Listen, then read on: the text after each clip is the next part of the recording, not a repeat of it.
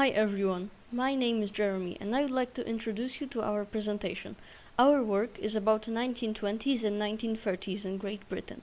It includes topics such as politics, literature, monarchy, or music in the UK. I hope that you will enjoy watching and listening to our journey into the 1920s and 30s in Great Britain. Wallis Simpson was born in Pennsylvania on the 16th of June, 1896.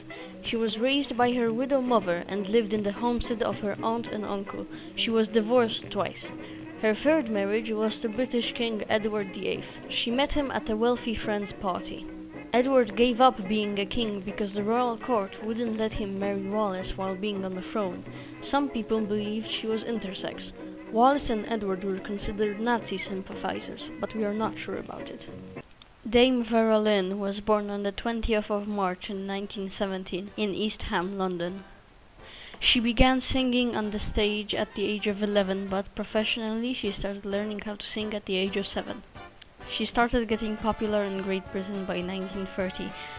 In a few years she will be well known by the whole world as Force's sweetheart. She was well known as an actress and a singer of We'll Meet Again. Her music brought relief to people even in the Second World War. In her early life, she was considered as one of the most brave and beautiful women because combined both her job and participating in the Second World War. She put a lot of her time into charity work, such as helping disabled children or people with cancer. In 1922, the British Empire was at its peak of landmass and population. It covered a quarter of the world. Also, at that time, Britain was skimmed of their money and poverty was on the rise. After the war, Britain lost most of its manpower and was slowly losing the political influence in many of the colonies. In 1926, Canada, Australia, New Zealand and South Africa gained independence and were freely associated as members of the British Commonwealth of Nations. Democracy was enlarging during that point. Women gained the right to vote and many other rights. There were many attempts at a revolution, the most famous one being the Irish Uprising. Some of the most influential prime ministers were David Lloyd George, Stanley Baldwin, and Neville Chamberlain. During the 1920s and 30s, there were a total of 3 kings. King George V ruled for the majority of this period. His reign only ended once he died on January 1st, 1936. The same day he died, his son, King Edward VIII, was coronated king. Yet Edward was on the throne for less than a year.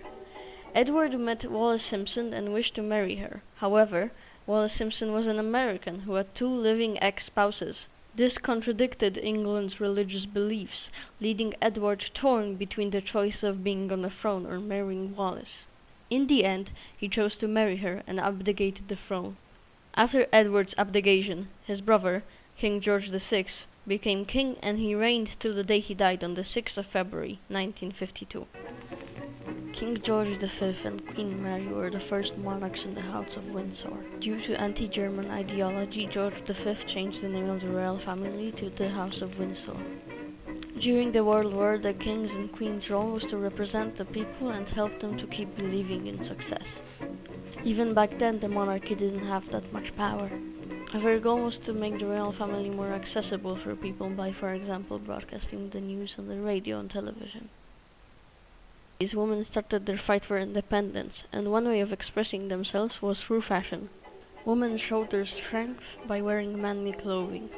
The clothing industry needed to accommodate and make their clothes more adequate for the crisis and more comfortable, as well as cheaper. It was when, for example, tights were introduced to women on a bigger scale. This topic I would like to present to you some facts about British music from 1920s and 30s.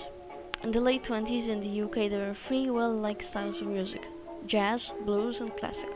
However, the most popular one was jazz.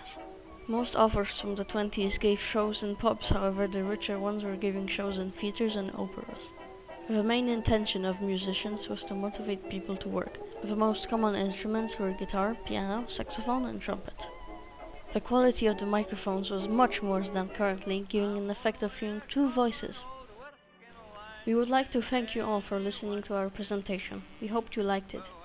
We would also like to say that everybody in the 7th grade class contributed to this project, and we would like to thank Miss Aleksandra Kędzierska and Mr. Aleksander Jarnicki for guiding us through our work.